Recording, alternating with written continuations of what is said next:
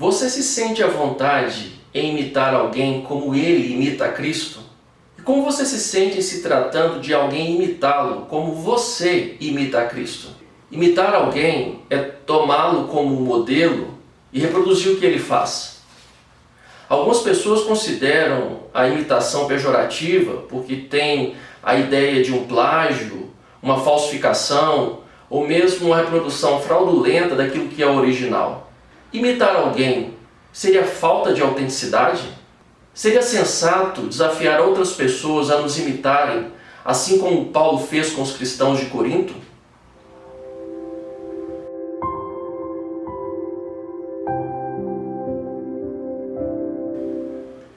Bem-vindo, bem-vinda ao nosso Discipulado na Vida. Estamos compartilhando os estudos do curso Discipulado, módulo Como Ser um Bom Discipulador ou Mentor.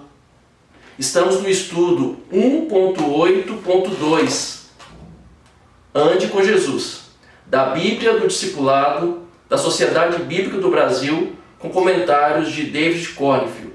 Se temos os ensinos de Jesus registrados nos Evangelhos, por que precisamos de outros modelos humanos para o discipulado? O discipulado é mais do que a transmissão de conceitos ou a mera imitação dos padrões morais de Cristo. É uma identificação profunda com seu sofrimento e com a sua morte, e tendo a mesma disposição de viver a obediência radical que o Mestre demonstrou. A igreja precisa de modelos vivos que encarnem essa verdade, assim como Estevão, Barnabé, Paulo e muitos outros e outras que morreram para si mesmos e assumiram essa disposição de uma submissão total ao senhorio de Jesus. Howard e William Hendricks afirmam que Deus sempre revela a verdade por meio de uma pessoa. E essa é a grande vantagem de se ter um discipulador ou mentor que ao mesmo tempo que é divino é humano.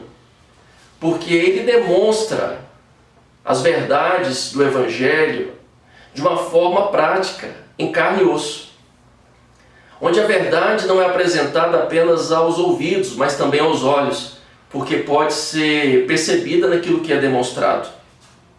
Portanto, se dissermos que imitamos a Cristo, mas as nossas atitudes diferem dos atos dos apóstolos e dos homens e mulheres fiéis que nos cercam, possivelmente não estamos imitando Jesus verdadeiro, mas o ideal que criamos na nossa mente.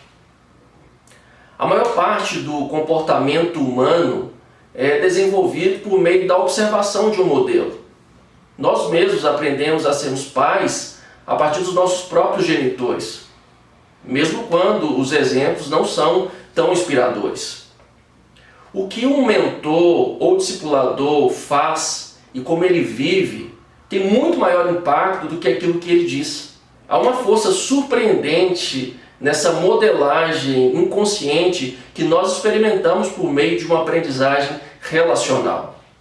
Por isso, intencionalmente, o apóstolo Paulo se coloca como modelo a ser imitado pelos seguidores de Jesus.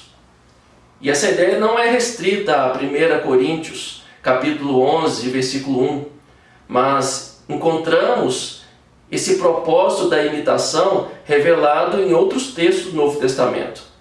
Vejamos. Em 1 Coríntios, capítulo 11, versículo 1, Paulo diz: tornem-se meus imitadores como eu sou de Cristo. Em 1 Coríntios 4,16, ele afirma: portanto, suplico-lhes que sejam meus imitadores.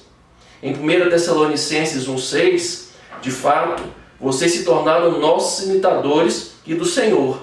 Apesar de muito sofrimento, receberam a palavra com alegria que vem do Espírito Santo. 2 Tessalonicenses 3,9.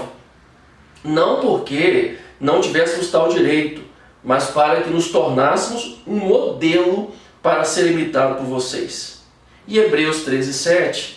Lembrem-se dos seus líderes, que lhe falaram a palavra de Deus.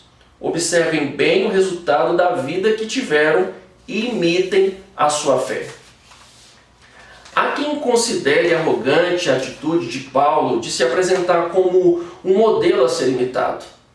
Mas é importante considerar que o apóstolo aos gentios, ele aponta para Cristo e não para si mesmo.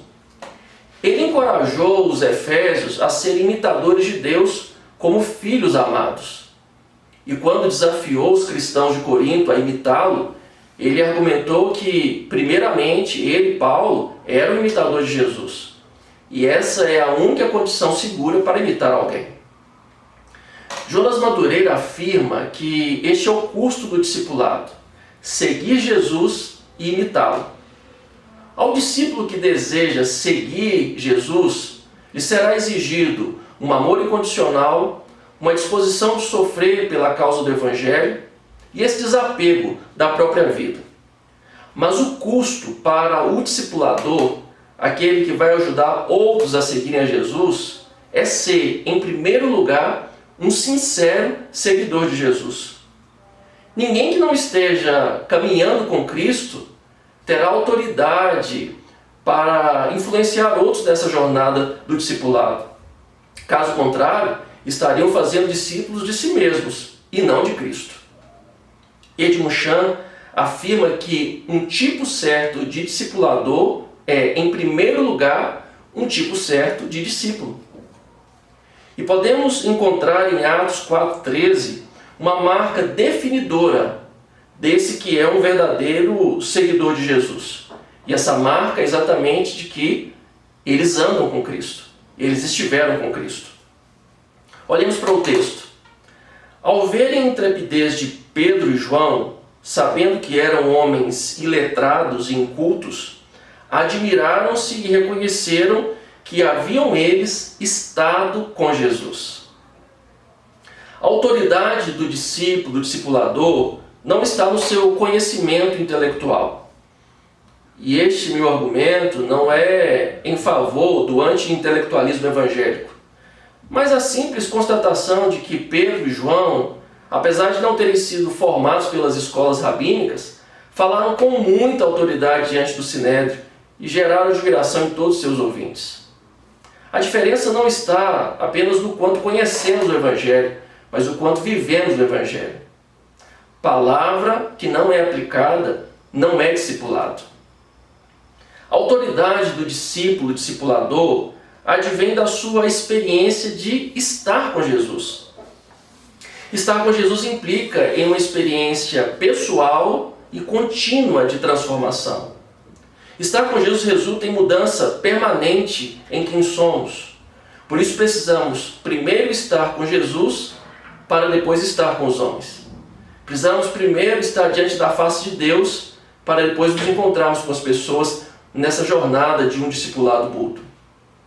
A autoridade do discípulo, discipulador, é demonstrada na coragem de servir ao reino de Deus, mesmo quando isso pode causar algum prejuízo ou risco para a nossa vida e nossas prioridades. Pedro e João estavam falando diante do Sinédrio que havia condenado Jesus. E os líderes dos judeus pensaram ter vencido Cristo, mas agora viram se multiplicando na vida desses homens o mesmo poder, o mesmo espírito, a mesma autoridade e disposição de morrer pela causa de Cristo. Ser um exemplo imitável é poder ser copiado em tudo, inclusive nos nossos desejos. Porque nós não revelamos quem somos apenas no que dizemos ou no que nos fazemos, mas principalmente naquilo que desejamos, que revela as nossas prioridades. Carecemos de pessoas que nos inspirem, carecemos de pessoas que sirvam de modelo para que possamos copiar. Você precisa encontrar esses modelos que te inspirem, mas precisa também aceitar o desafio de ser um referencial de progresso para os fiéis. O Novo Testamento não fala de pessoas perfeitas, mas de modelos que estão em constante progresso, por isso merecem ser copiados. Este estudo me levou a pensar nas implicações de imitar e ser imitado. E eu desejo ter bons referenciais de vida cristã, mas quero também assumir o compromisso de ser o exemplo de progresso para aqueles que têm ajudado a seguir Jesus. De forma prática e mensurável, eu me comprometo, primeiro, a identificar 3 qualidades de Jesus que eu percebo na vida de pessoas que me inspiram e me dedicar em oração e imitação para que esses padrões sejam também uma realidade em minha vida. E em segundo, identificar 3 áreas deficientes da minha vida. Áreas que não são dignas de serem imitadas e compartilhá-las em meu microgrupo discipulado para receber confronto em amor e encorajamento para a mudança. Que Deus nos abençoe e nos ajude nessa jornada de imitar e sermos imitados. Que o Senhor te abençoe. Um grande abraço.